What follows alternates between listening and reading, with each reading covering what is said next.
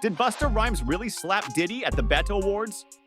Uncover the truth behind this shocking rumor and the drama that unfolded at the star-studded event.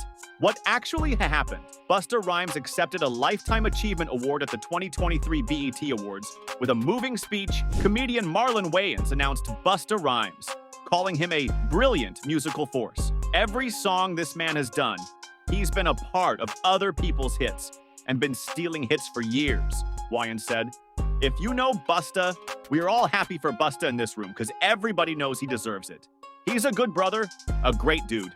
Busta shed a few tears as he accepted the Lifetime Achievement Award at the end of the event, thinking back on his career and advising rappers to put an end to their rivalry and concentrate on making excellent music in order to preserve their legacy. So I'm gonna wear it on my sleeve. I do want to cry, began the I Know What You Want rapper, as he got emotional and rubbed tears from his face. He talked about his early days with leaders of the new school and gave a shout out to his 6 children. My oldest child was a 3-year-old in the Woo-Ha video back in 1996. He's 30. He's right here. I went on, and I had 5 more kids after that. So, I got 6 beautiful children. 5 out of the 6 of them is here. Tazaya, Mariah, Casey, Tiki, Trillion, and the young boss who's home. The Grammy nominee remembered being scared when the band broke up back in 1994 because he never wished to pursue a solo career path. I ain't like the responsibility of making a full song. I'm good with the getting to the 16 bars, busting everybody's ass and getting up out of here, said Busta. So I got kicked out of the group, and I was scared. He reflected on being kicked out of leaders of the new school after their 1992 remix version of a Tribe called Quest's Scenario, 4 years before his solo debut in 1996. During that time, he tried to get guest spots on other artists' tracks. I knew all of the receptionists that worked at the studios, and I would call them, "Who's working in there tonight?" And they would tell me, and I would go to this little weed spot, said the Grammy nominee, highlighting that he'd bring marijuana to recording studios and be like he was asked to be there. I would act like I was working in those studio rooms the night before, and I forgot something in there. Y'all, I left my rhyme book. I gotta get something. I gotta look for something. Good to see y'all. Can I come through? Continued Busta. He remembered giving marijuana to the musicians and quickly writing a rap verse while in the studio. And when they asked me what was I doing, I said, let me go in the booth and do it. I ain't telling you my rhyme until you let me in the booth, and I go in the booth and I spit. The musicians would desire for his verse on the song, enabling him to return to his professional team and say to them, yo, send that invoice for $5,000. Send that one for $10,000. Send that one for $15,000. $30,000 to $40,000 a week. I ain't got to split it up with nobody in the group. I like that. Long story short, by default, I pioneered the feature. That way, he also could be able to feed his eldest son. Busta then addressed the significance of approaching other rappers with love and kindness. I see so many people in here that I've known and I've grown with for a long time. And y'all watch me grow.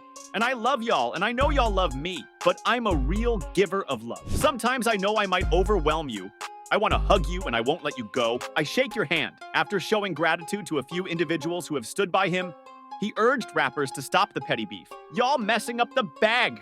Y'all messing up the energy. I don't like when I talk to these dudes that run these streaming platforms and they talking about, we turning the consumer off because there's so much little this and little that going on with you rappers. We're gonna stop that. We're gonna love each other and we're gonna get to this money. Although he comes from the 90s rap era, Busta showed appreciation for all of my new artists and acknowledged every new artist that's contributing and doing their job. He specifically named Ice Spice, Coi Leray, Kendrick Lamar, J. Cole, Wu-Tang, and Nas. We're gonna stop this narrative like we don't love each other, this divide thing. It's corny, it's tired, it's whack, he said. Alongside his devoted hype man Spliff Star, Busta Rhymes delivered an exhilarating medley of his most creative songs, including Scenario and Gimme Some More, demonstrating that he hasn't lost his creative edge. Star-studded performances included Ante Up Remix by M.O.P.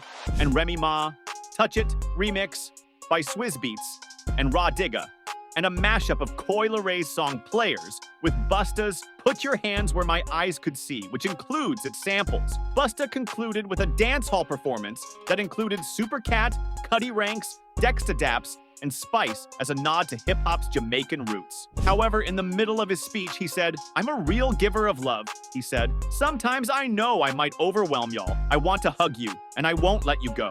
I'll shake your hand tight. I speak to you from a place that I really want you to know I mean what I'm saying." And it was an obvious jab at Diddy, whose relationships with young pop stars are well known. Moving on, shocking details. Many claims regarding Diddy's associations with people like Justin Bieber and Usher have been making the rounds. Though they were merely speculations, reports surfaced that detailed horrific incidents that occurred in Sean Diddy Combs' home when Usher Raymond was his young apprentice. The two celebrities, who have in fact spent a great deal of time together in the past, have never responded to the matter directly. That is, up until this point. Diddy erred a few years ago when he revealed that he and Usher were romantically involved during a live Ustream broadcast. He immediately tried to hide his mistake by quoting lines from Boondocks, such as "no homo" and "pause." Do-over was what Diddy needed. Interestingly, he made an even worse comment about wrestling with Usher over cornflakes, trying to laugh off his previous pause. Rappers and singers discussed Puff Diddy's strange and alleged men-only parties in a TikTok video that went viral. The rapper's romantic life was also questioned in the video.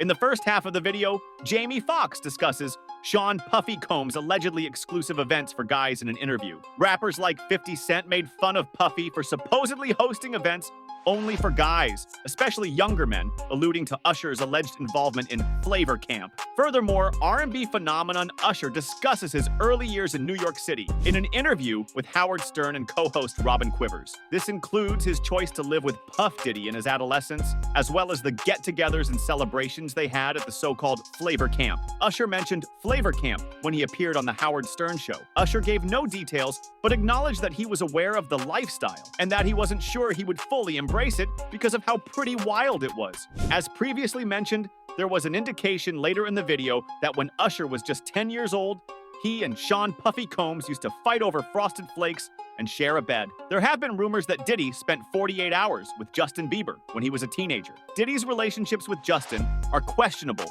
given his stormy background with young men. Justin was allegedly given a Ferrari by Diddy when he was 15 years old, with the option to drive it when he turned 16. Moreover, Justin was reportedly given a house by Diddy, which he could occupy upon turning 18. While there's no concrete evidence to support these allegations, they do raise questions about Diddy's motives for giving such extravagant gifts.